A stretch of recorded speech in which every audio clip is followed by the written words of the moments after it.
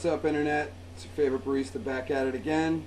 It's about midnight here, so I figure why not do an espresso video. I'm going to do an espresso video today with my Krups 3040, and yeah, it's the only piece of tech that I own as far as coffee brewing, and it's pretty old, so I've had it for about 5 or 6 years now, and it's still going strong. The only thing I've ever replaced on it is the brew bins. So alright, I'm going to go ahead and grind it up and then show you how it works. As you can see, I went ahead and ground up the espresso and weighed it out. I'm working with about 20 grams here. I made the grind very fine. If you make your espresso grind too coarse, it will result in weak, watery shots. The water will basically pass through too quickly, and it will not give you the desired results. If you want a nice, strong shot, I suggest going with a fine grind. If you're using a hand grinder, just a little pulse grinder like the one you would get at Walmart or Target or wherever for about 10 bucks, I would say hold it down for about 20 seconds and you'll get this good grind. That was at about 3 scoops, 3 tablespoons. So, alright, I'm going to go ahead and pack it into the espresso brewer, and I'll show you how that works. Okay, before we do anything, let's take a look at the machine. I want to point out a couple things about how it works, and yeah, get you familiar with some of the parts before you start using them. Alright, right here is the main part that we're going to focus on. As you can see, that basically locks in from the left, and it's just a turn to the left and then back to the right to lock it back in. Let's look at the settings on the machine. This is very simple to use. You've only got a couple settings here. Right there is the main setting. That is to basically get the water hot. There is a reservoir in the back of the machine that you fill up, and once you have it set to this position, it will basically heat up. There's a little orange light right here, and when that is on, that means the water is heating up. When it is off, that means the water is ready. Okay, now we can see that there is no orange light, so the water is ready at this point. Over here to the right, you see that is for your espresso.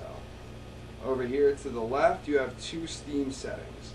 This first setting here gets the steam ready, basically builds the steam pressure, and then the second setting is what you do to actually get the steam to come out and make your steamed milk for your lattes, your cappuccinos. Steamed milk is going to come out here, and that's your steam wand, and it's a very nice steam wand. Comes off for easy cleaning.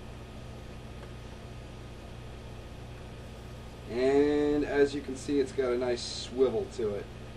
I very rarely use that because, yeah, I pretty much just take shots. I'm a shots kind of guy. So, last thing I'll show you on the machine is the reservoir. Reservoir comes out.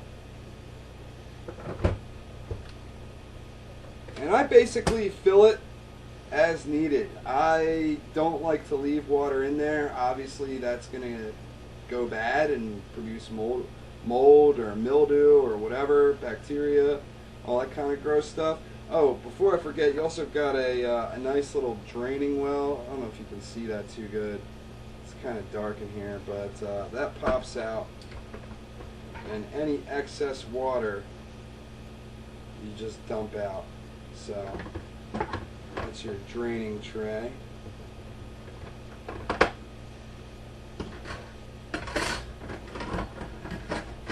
Unfortunately, here at Haven, we're not working with a professional film crew. It's just me, the barista, and a cam. Alright, so now let's go ahead and make some shots.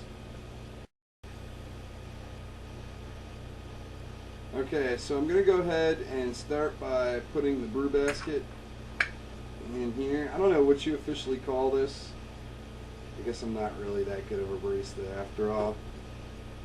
The brew arm is what I'm going to guess at. But we used a fully automatic machine at the cafe that I managed, so this has all been personal experimentation. But now that this is locked in, we're going to go ahead and scoop the coffee in and then tamper it down.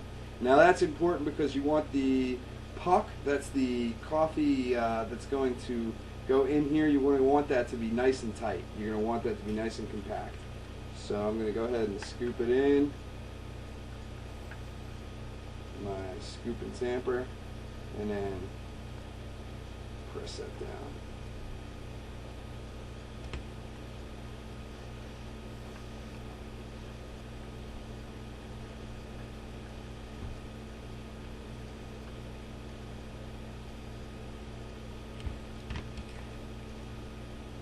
And you can see it gets about 2.5 scoops.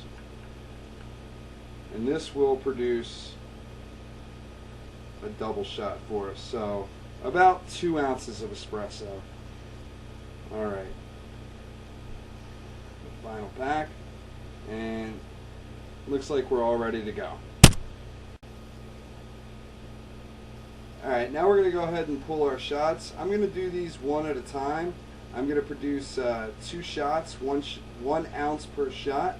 And basically all I have to do that is switch that over into that position. Okay, I'm going to use a 1 ounce shot glass. I like to use these, well, A, because that's what you use when you're making drinks, and 2, I like to be able to see the shot as it builds. Alright, so I'm going to actually do this in real time for you. So there you go, watch a beautiful shot be made.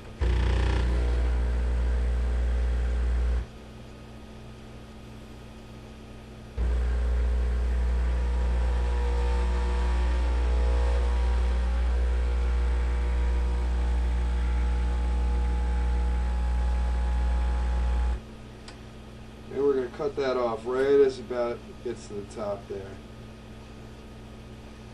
Look at that beautiful shot. Nice body, beautiful crema. Alright, so let's pour that one.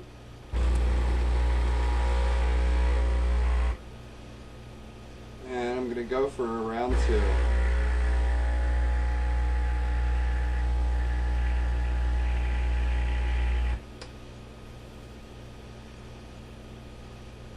Looks like a beautiful Guinness draft.